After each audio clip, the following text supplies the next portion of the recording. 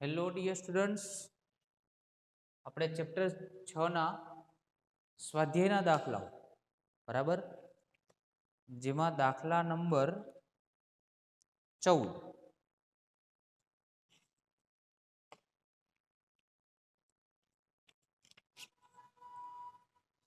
વાયુપાત્રમાં એક અણુ સમશીતિત દિવાલને 200 મીટર પ્રતિ સેકન્ડ ઝડપથી લંબ સાથે 30 ના ખૂણે અથડાય છે. બરાબર, તો અહીંયા આપણે 6.14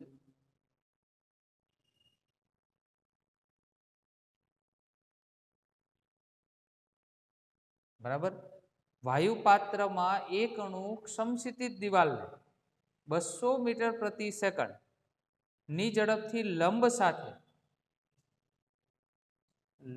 સાથે કેટલાનો ખૂણે 30 ના ખૂણે અથડાય છે. તો આ 30 ડિગ્રી બરાબર.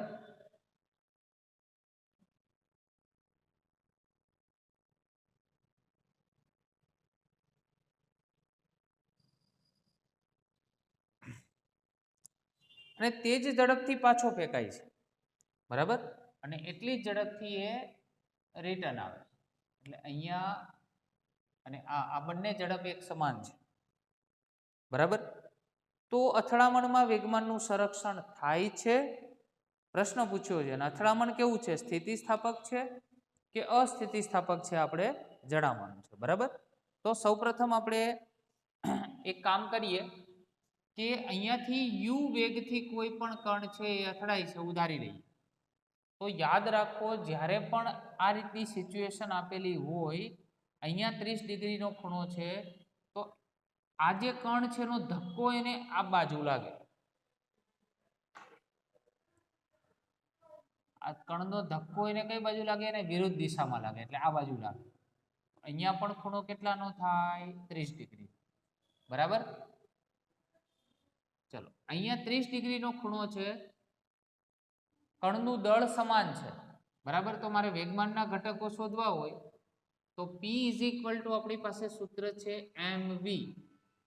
બરાબર, આપણે u ના સ્વરૂપમાં જ વેગ લીધેલો છે અને પ્રારંભિક અને અંતિમ વેગ બધાના કેવા છે, એક સરખા છે.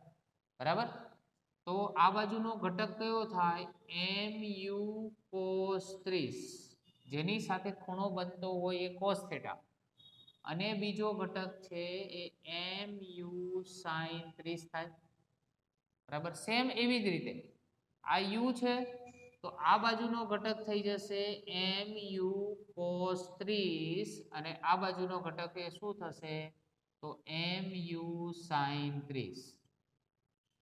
ક્લિયર? તો સૌપ્રથમ તો તમને ઘટકો આવડતા હોવા જોઈએ. કેમ વેગમાન લીધું? કારણ કે પૂછ્યું છે વેગમાનનું સંરક્ષણ થાય છે. બરાબર, તો સૌપ્રથમ લઈએ પ્રારંભિક વેગ u ના ઘટકો. બરાબર, ચલો આ u ના પ્રારંભિક ઘટકો બે ક્યાં ક્યાં થશે, તો mu cos 30 અને પ્લસ mu sin 30. બરાબર, બંનેમાંથી mu કોમન, બ્રેકેટમાં શું આવશે, cos 30 પ્લસ sin 30. ચલો cos 30 ની કિંમત કેટલી થાય, તો √3/2 થાય બેટા, અને sin 30 ની 1/2 થાય. તો જવાબ શું આવ્યો, mu √3/1 અને /2. આ પ્રારંભિક વેગના ઘટકો આવ્યા. બરાબર ને? એવી જ રીતે અંતિમ વેગ પણ u જ છે. તો અહીંયા અંતિમ વેગ u ના ઘટકો લખી દઈએ, એ પણ સેમ રહેશે. mu cos 30 અને mu sin 30.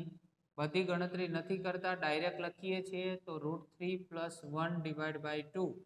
તો અંતિમ વેગમાન અને પ્રારંભિક વેગમાન, બરાબર, એને અનુસંધાને આપણે બંનેના જે વેગ u ના જે ઘટકો લીધા, બરાબર, એ કેવા આયા એક સમાન, બંનેની કિંમત એક સમાન આવી એટલે સમીકરણ 1 અને સમીકરણ 2 પરથી કહી શકાય તો સમીકરણ 1 અને 2 પરથી કહી શકાય કે વેગમાનનું સંરક્ષણ થાય છે જેથી અથડામણ સ્થિતિસ્થાપક છે. અથડામણ કેવા પ્રકારની છે પૂછ્યું છે આપણે, બરાબર. ચલો આગળ વધીએ. હવે યાદ રાખજો સ્થિતિસ્થાપક અથડામણની અંદર બે વસ્તુ હોય આમ તો, બરાબર. બીજું લખવું હોય તો બી આપણે એક્સ્ટ્રા લખી શકાય. વેગમાનનું તો સંરક્ષણ થાય છે, mu એટલે વેગમાન બંનેમાં સમાન આવ્યું. જોડે જોડે ગતિ ઉર્જા પણ બંનેની કેવી હોય એક સમાન જ હોય ને આમાં, કારણ કે બંનેના વેગ કેવા છે સરખા. લખી દઈએ જોડે જોડે આપણે, તો આપણે પ્રારંભિક ગતિ ઉર્જા ki બરાબર 1/2 mu સ્ક્વેર જ છે અને અંતિમ ગતિ ઉર્જા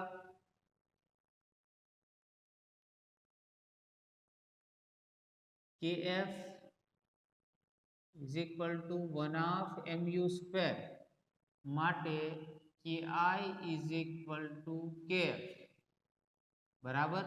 માટે પણ કહી શકાય કે અથડામણ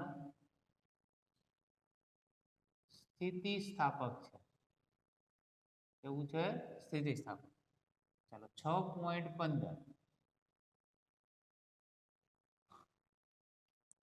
6.15 ની અંદર તમને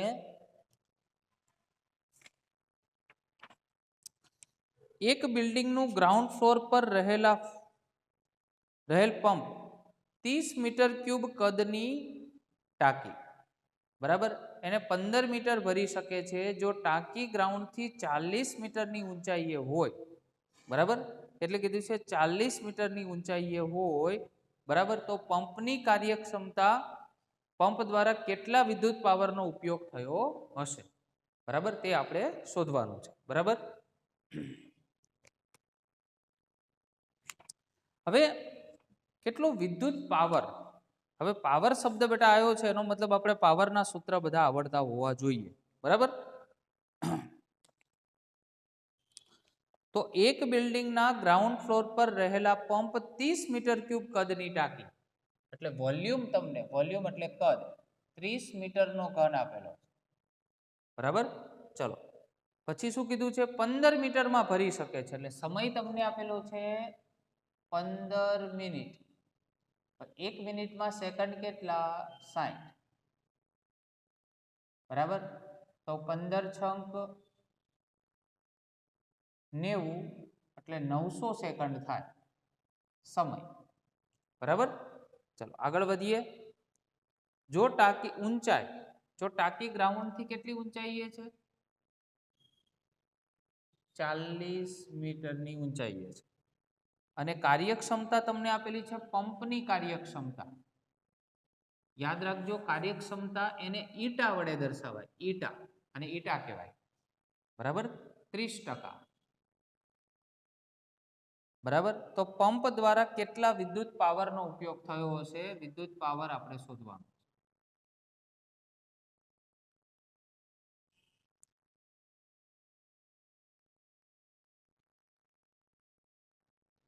કોઈ પણ સાધન કે યંત્રની કાર્યક્ષમતા, બરાબર, અહીંયા ઇનપુટ હોય અને અહીંયા આઉટપુટ હોય, બરાબર. આ કોઈ તંત્ર છે. ઇનપુટ એટલે તમે જે વસ્તુ આપો છો અને આઉટપુટ જે આપને બહાર એની કાર્યક્ષમતાના સ્વરૂપમાં જે પણ વસ્તુ મળે. જેમ કે કોઈ આપણે એક બસનું એક્ઝામ્પલ લઈએ તો બસ એઝ અ ઇનપુટ તરીકે શું વાપરે? ડીઝલ. અને આઉટપુટ તરીકે આપણે શું આપે? તો ભાઈ એક જગ્યાએથી બીજી જગ્યાએ આપણે લઈ જાય. તો તંત્ર તરીકે આપણે બસ લીધી, તો આઉટપુટ ભાગ્યા ઇનપુટ એટલે આપણે મળે એની કાર્યક્ષમતા. તો કાર્યક્ષમતા બરાબર આઉટપુટ છેદમાં શું થાય? ઇનપુટ. યાદ રાખજો સૂત્ર ખાસ, બરાબર. આ થયું આપણું મેન સૂત્ર. ચલો તો આગળ વધીએ. આપણે એનું શોધવાનું છે ઇનપુટ પાવર. શું શોધવાનું છે? કેટલો વિદ્યુત પાવરનો ઉપયોગ થતો હશે એવું કીધું છે, એટલે આપણે એનો ઇનપુટ પાવર શોધવાનો છે. તો આના માટે આપણે સૂત્ર બનાવી દઈએ. તો ઈટા બરાબર આઉટપુટ પાવર અને છેદમાં ઇનપુટ પાવર. માટે ઇનપુટ પાવર બરાબર આઉટપુટ પાવર અને છેદમાં ઈટા થાય. જે કે ઈટા તમને આપેલા છે, આપણે આઉટપુટ પાવર શોધવાના રહ્યા, બરાબર. તો પાવર શોધવા માટે પાવરનું આપણી જોડે સૂત્ર હતું P = W છેદમાં T. W એટલે કાર્ય, બરાબર. પણ અહીંયા કાર્ય આપણે કોના સ્વરૂપમાં કરવાનું છે? પાણીની ટાંકી આપેલી છે ઊંચાઈએ, બરાબર. અને જ્યારે પણ ઊંચાઈએ પાણીની ટાંકી આપી હોય એટલે પાણીમાં કઈ ઉર્જા હોય? સ્થિતિ ઉર્જા. એટલે W ની જગ્યાએ એનું સ્થિતિ ઉર્જાનું સ્વરૂપ અને છેદમાં સમય. બોલો એમની કિંમત કેટલી આપેલી છે? તો એમ આપણે આપેલા છે એના દળના સ્વરૂપમાં છે, બરાબર. અને અહીંયા આપણે દળ નથી આપેલું, બરાબર. તો દળ માટે આપણે શું કહી શકીએ? તો ફરી એકવાર ઘનતા બરાબર દળ છેદમાં કદ. માટે દળ બરાબર ઘનતા ગુણ્યા કદ. તો ઘનતા અને ગુણ્યા કદ, આ GH અને છેદમાં T. પાણીની ઘનતા યાદ રાખો 10⁻³ V તમને કદ આપેલા છે 30, આ લઈએ 9.8. હાઈટ તમને કેટલી આપેલી છે? 40 અને સમય કેટલો છે? 900, બરાબર. ચલો આ બંને 0 તો શું થઈ જાય? કેન્સલ. તો 9.8 અને ગુણ્યા આ 4 તરી 12. તો 9.8 ગુણ્યા 12 117.6 અને ભાગ્યા 9 એટલે 13.06 આવે છે. 13.06 અને ગુણ્યા 10⁻³ તો ખરી જ ને, બરાબર. આ મળ્યો આપણે પાવર, બરાબર. કયો power? Output power. Output power ને, બરાબર. કારણ કે ટાંકી વડે થયેલું કાર્ય છે એટલે પાવરના સ્વરૂપમાં આપણે કન્વર્ટ કરેલું છે. માટે ઇનપુટ પાવર બરાબર આઉટપુટ પાવર અને છેદમાં એની કાર્યક્ષમતા એને ટકાના સ્વરૂપમાં આપેલી છે, બરાબર. તો 30 જ્યારે તમે લખો છો એટલે ભાગ્યા આપણે કેટલા કરવાના થાય? 100 કરવાના થાય ને, તો ભાગ્યા 100, બરાબર. માટે PI બરાબર 30.06 ગુણ્યા 10⁻³ ગુણ્યા 100 ઉપર જશે અને ડિવાઈડ બાય 30. એક શૂન્ય અહીંયા કેન્સલ થઈ ગયા, 10⁻⁴ થયા. 13.06 ભાગ્યા 3 કરીએ, 13.06 3 એટલે 45 પોઈન્ટ સમથિંગ આવે છે. જવાબ કેટલો આવે છે આપણી પાસે? 45 પોઈન્ટ સમથિંગ. ફરી એકવાર 13.06 અને ભાગ્યા 3. ઓવરઓલ આન્સર પહેલા તમારા કેલ્સીમાં આટલું આવશે 4.35 જેવો જવાબ આવશે. અને ગુણ્યા 10 ની કેટલી છે? જુઓ ટોટલ 4 છે. આ 10⁻³ અને આમાં 1 છે ને હજી, એટલે ટોટલ 10 ની કેટલી થઈ? 4, બરાબર. તો PI બરાબર, અને હું 43.5 કરું, બરાબર. 2 પોઈન્ટ હજુ આપણે આમ લઈ જઈએ તો કેટલું થાય? 2 નો ઘટાડો થાય, બરાબર. કાં તો આટલો આઉટપુટ પાવર તમે લખો તો 4.35 ગુણ્યા 10⁻⁴ તો પણ ચાલે, અને આપણે વોટના સ્વરૂપમાં લખી શકીએ. પાવરનો એકમ વોટ હતો, બરાબર. તો આ પણ તમારો આન્સર રાઈટ કહેવાય. ચલો આગળ વધીએ. 16મો એક્ઝામ્પલ.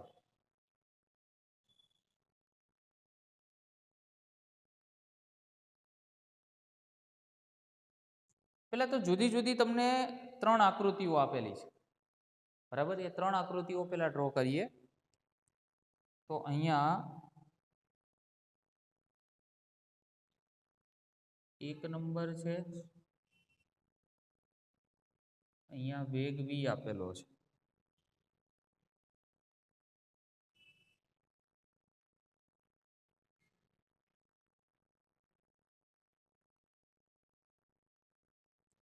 બે નંબર, 3 નંબર અને અહીંયા તમને જુદા જુદા વેગ આપેલા છે. ચાલો પહેલામાં છે આ 2 નંબર અને 3 નંબર જોઈન્ટ છે. પહેલો, બીજો અને આ ત્રીજો. અહીંયા વેગ 0 છે, આ v/2 છે. બરાબર. બીજા કેસની અંદર નજર કરીએ તો 1 અને આ 2 એ બંને જોઈન્ટ છે. આનો બંનેનો વેગ 0 છે અને બાદનો વેગ બરાબર આ ગતિમાં છે, 3 નંબર. પછી ત્રીજો ઓપ્શન જે આપેલો છે એમાં 3 એ 3 કમ્બાઈન છે.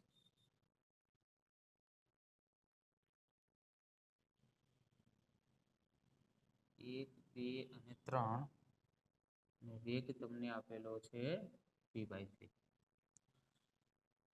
બે એક જ સરખા બોલ બેરિંગ્સ એકબીજાના સંપર્કમાં રહે તે રીતે ઘર્ષણ રહિત ટેબલ પર સ્થિર કરેલા છે. બરાબર. જેમને તેટલા જ દળનું v જેટલા વેગથી ગતિ કરતું બોલ બેરિંગ સમ્મુખ હેડ ઓન અથડાય છે. આની સાથે અથડાય છે. બરાબર. જો અથડામણ સ્થિતિસ્થાપક હોય તો સ્થિતિસ્થાપક અથડામણમાં યાદ રાખો વેગમાનનું પણ સંરક્ષણ થાય અને ગતિ ઉર્જાનું પણ સંરક્ષણ થાય. તો અથડામણ બાદ, આ અથડામણ પહેલા છે અને અથડામણ બાદની 3 સ્થિતિ આપેલી છે, તો એમાં કયું પરિણામ શક્ય છે? બરાબર. કયું પરિણામ સાચું છે આ 1, 2 અને 3 માંથી તે આપણે શોધીને બતાવવાનું છે. ઓકે, ચલો સ્ટાર્ટઅપ કરીએ. તો સૌ પ્રથમ જુઓ પહેલા કેસની અંદર, બરાબર, કેસ નંબર 1 માં આનો વેગ તો 0 છે એટલે એની ગતિ ઉર્જા તો 0 થશે. હવે આ બંને એક જોડે ગતિ કરે છે જેનો વેગ તમને v/2 જેટલો આપેલો છે. તો કેસ નંબર 1 માં તો થોડું વ્યવસ્થિત લખીએ. પરિણામ 1 ની અંદર ગતિ ઉર્જા આપણે શોધવી હોય તો સૂત્ર, મેન સૂત્ર આવું છે mv², છે કે નહીં? તો 1/2. હવે દળ બધાના સમાન છે તો આનું દળ m અને આનું દળ m, તો m + m એટલે આ 2m થાય અને વેગ તમને આપેલો છે v/2 નો હોલ સ્ક્વેર. તો આ 2 2 કેન્સલ, m અને v² અને ડિવાઈડ બાય કેટલા થશે 4. હવે ગતિ ઉર્જાનું સૂત્ર આવું તો છે નહીં, mv²/4 એટલે જે શક્ય નથી, પહેલું પરિણામ શક્ય નથી. ચલો એ જ રીતે લઈએ પરિણામ નંબર બીજું. k બરાબર સૂત્ર ફરી એકવાર મેન સૂત્ર પહેલા લખો mv², 1/2. જો આનો વેગ તો 0 છે એટલે તો ગણવાનો નથી. આ જ ગતિમાં છે તો એનો વેગ તમને v આપેલો છે તો દળ તો m જ છે, આનું દળ m અને એનો વેગ v આપેલો છે એટલે v². તો આ ગતિ ઉર્જાના સૂત્ર જેવું છે એટલે આ પરિણામ શક્ય છે. બરાબર. અને પરિણામ નંબર 3, k = 1/2 mv² મેન સૂત્ર, ચલો 1/2.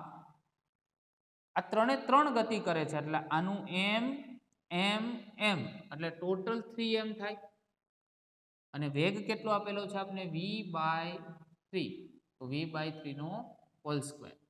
ચલો તો અહીંયા 3/2 m અને v² બાય કેટલા થશે 9 એટલે 3 / કેટલા આવશે 18 mv² એટલે 6 તરી 18.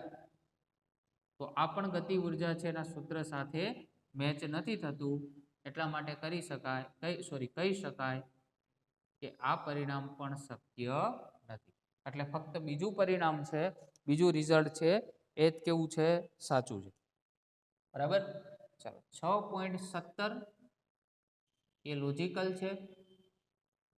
બરાબર. એટલે જોડે જોડે કરી નાખીએ. એની અંદર રકમમાં તમને એવું આપેલું છે 6.17, એની રકમ આપણે વાંચીએ છીએ એક લોલકના ગોળા એને લંબ સાથે 30 ના ખૂણે, જો આ દ્રઢ આધાર કહેવાય, બરાબર, આ લંબ કહેવાય,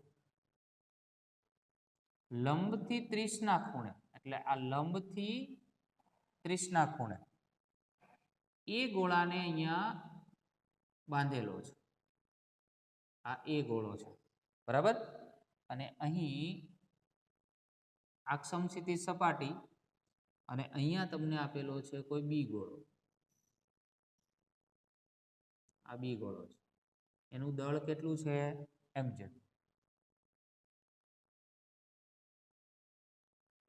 એમ આકૃતિમાં દર્શાવેલું, આકૃતિ તમને આપી દીધેલી છે, તે એટલા જ દળના ટેબલ પર સ્થિર પડેલા, આ ટેબલ ઉપર સ્થિર પડેલો દડો છે એની સાથે અથડાય, એટલે આની સાથે અથડાય, અથડામણ બાદ ગોળો એક કેટલે ઊંચે જશે, બરાબર, અને ગોળાઓના કદને અવગણો, અથડામણ સ્થિતિસ્થાપક છે તેમ માનો, અથડામણ કેવી છે, સ્થિતિસ્થાપક છે તેવું આપણે ધારવાનું છે, બરાબર. પહેલા તો યાદ રાખો કે અથડામણ જો સ્થિતિસ્થાપક હોય તો કોનું સંરક્ષણ થાય, વેગમાનનું સંરક્ષણ થાય, બરાબર, તો લખી શકાય કે સ્થિતિસ્થાપક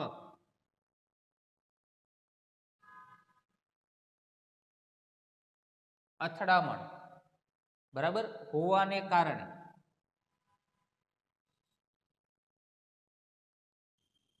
બરાબર એ તમને આપેલું છે, તથા બંને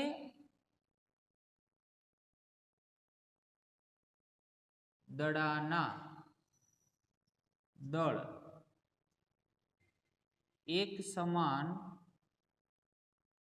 હોવાથી, બરાબર, એ ગોળાનું બધું જ વેગમાન, આનું બધું જ વેગમાન કોને મળી જશે, બી ગોળા, તો એ ગોળાનું બધું જ વેગમાન ગોળા બી ને મળે છે, જેથી ગોળો એ ઊંચે જશે નહીં, આનું વેગમાન છે ટોટલી આને મળી જાય, કારણ કે વેગમાનનું સંરક્ષણમાં શું હતું કે જેની પ્રારંભિક વેગમાન છે એટલું જ એનું અંતિમ વેગમાન થાય, એટલે આ બધું જ વેગમાન આને આપી દે, ધેટ મીન્સ આ જ્યારે આના પોઝિશન પર આવે તો એ ગોળો સેજે ઊંચે ના જાય, બરાબર, બી ગોળો સ્થાન કદાચ બદલે પરંતુ એ ગોળો સેજે ઊંચે જાય નહીં, એટલે લખી શકાય કે એ ગોળો બિલકુલ ઊંચે જશે નહીં, બરાબર. એટલે પ્રશ્ન એવો પૂછ્યો હતો કે અથડામણ બાદ ગોળો એ કેટલે ઊંચે જશે, તો સહેજ પણ ઊંચે જશે નહીં, ઓકે. ચલો એની પછીના જે નેક્સ્ટ એક્ઝામ્પલ છે એ આપણે નેક્સ્ટ લેક્ચરમાં કરીશું, okay. Thank you very much.